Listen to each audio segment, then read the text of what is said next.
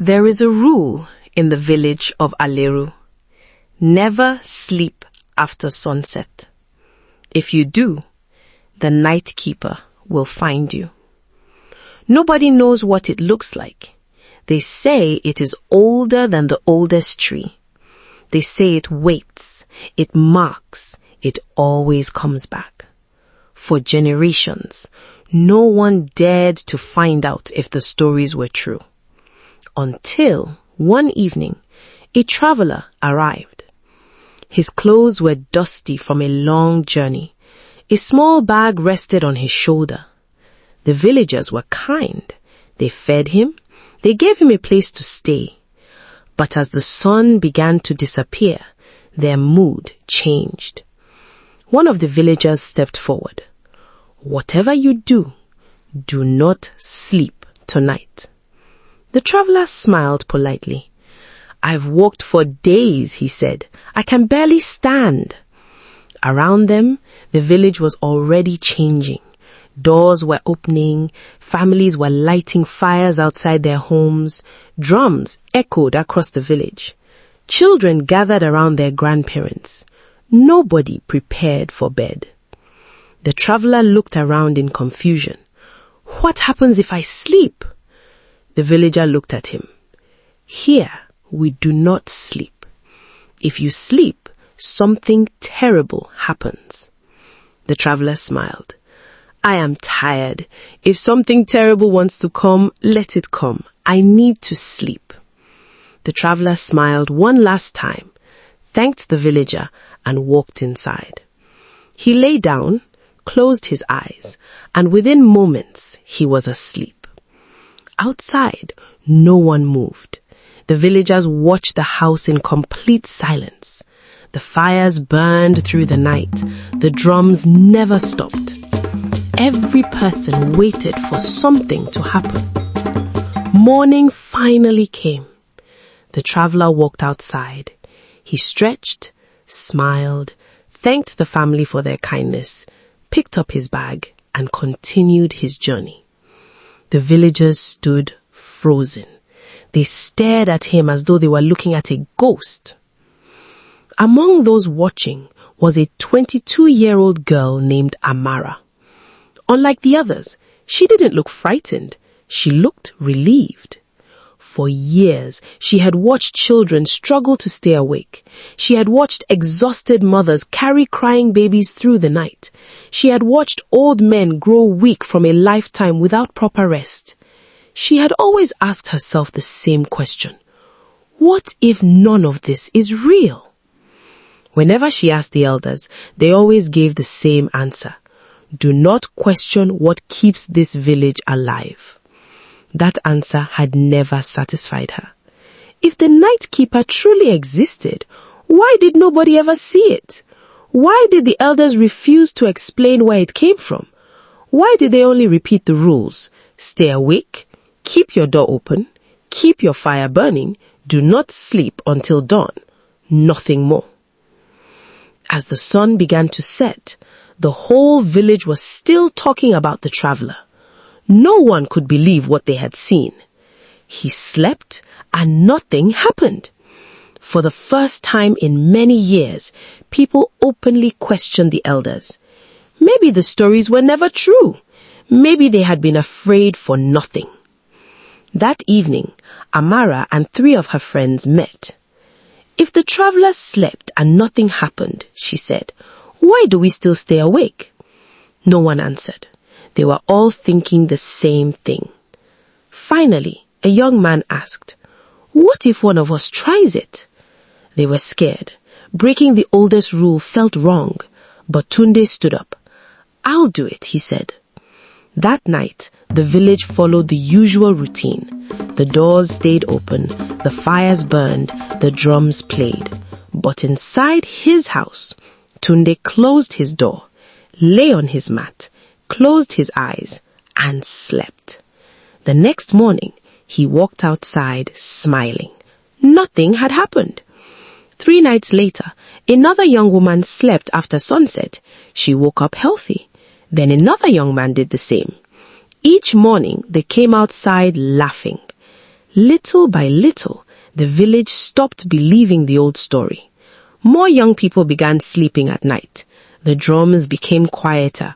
Some families no longer lit fires. The elders begged them to stop, but no one listened. A week passed. Nothing happened. People believed they were finally free. Then, 9 days after Tunde first slept, his mother went to wake him. She screamed. The whole village ran to the house. Tunde was lying on his mat. His eyes were open. He was breathing, but he did not move. He did not speak. He didn't even blink. The healer examined him. She checked everything she knew how to check. Finally, she looked at the people around her. I don't know what is wrong with him. For 3 days, Tunde stayed the same. On the 4th morning, he died. The village became quiet. Some people looked at the elders. Others looked at Amara, but she refused to believe it. This cannot be because he slept. It must be something else. Many people agreed. They wanted to believe her. They wanted to believe it was something else. Then, 5 days later, the young woman who had also slept after sunset began to hear someone call her name every night. She searched outside her house. No one was there. The voice came again the next night and the next. Each day she became weaker. She stopped eating. One morning, her mother found her dead in her bed. Fear returned to Aleru. But one young man still refused to believe. It is only a coincidence, he said. That same night, he went to sleep after sunset. 7 days later, his family noticed he had changed. He spent hours staring into the forest. When they asked what he was looking at, he whispered, "Someone is waiting for me." The next morning, he was dead. The whole village gathered in the village square and asked the elders for answers.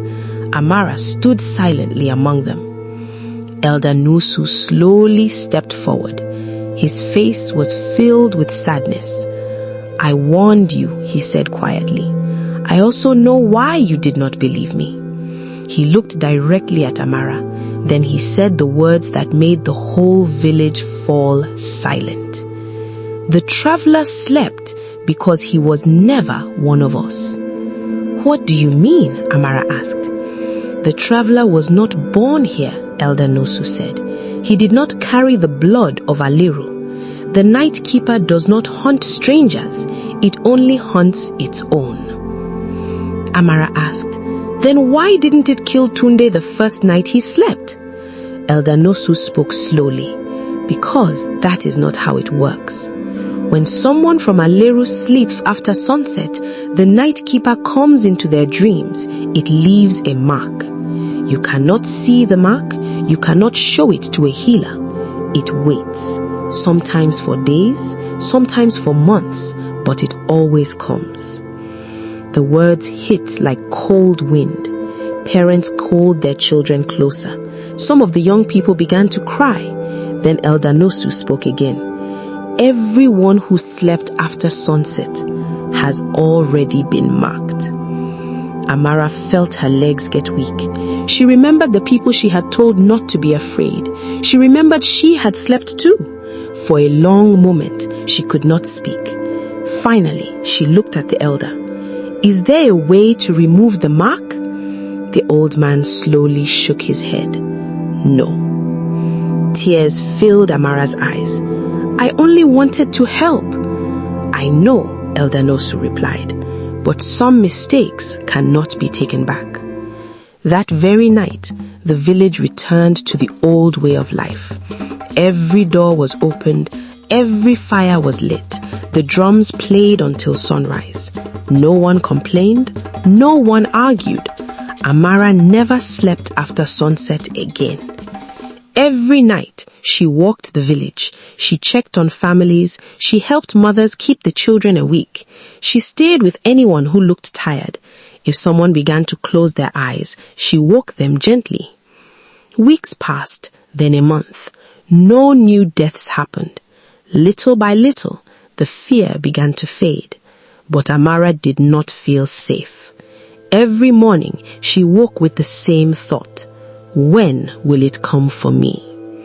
Then a month became 3. 3 months became 6. Still, nothing happened. For the first time since Elder Nosu's warning, Amara allowed herself to hope. Maybe, just maybe, he was wrong.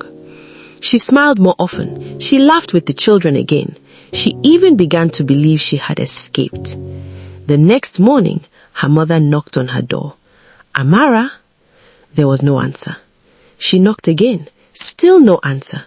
She pushed the door open. Amara lay on her mat. She looked peaceful, as if she was sleeping. Her mother smiled and reached out to wake her. Then she touched her shoulder. Her body was cold. Her smile vanished from her mother's face. She screamed. Within moments, the whole village had gathered outside the house. The healer pushed through the crowd and examined Amara. There was no fever, no wound, no sign of sickness. The healer shook her head. I cannot explain this. Elder Nosu spoke quietly. The night keeper has collected its debt. That evening, Amara was buried before sunset. The people of Aleru finally understood what the elders had spent generations protecting them from.